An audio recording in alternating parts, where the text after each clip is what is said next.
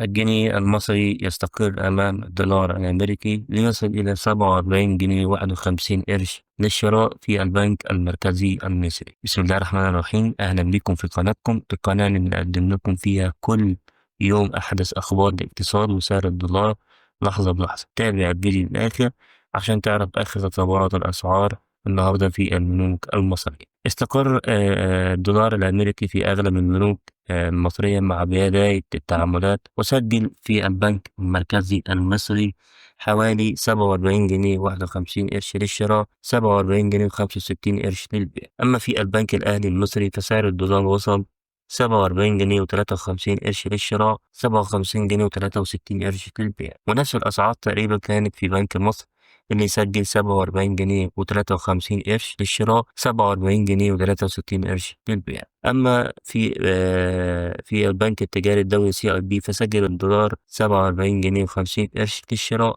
47 جنيه و60 قرش للبيع. بينما سجل الدولار في بنك الإسكندرية 47 جنيه و53 قرش للشراء، 47 جنيه و63 قرش للبيع. أتمنى يا رب أكون فدتكم، ما تنسوش تدعمونا بلايك وتشتركوا في القناة عشان يوصل لكم كل جديد. استنونا في تحذير جديدة كل يوم. سلام.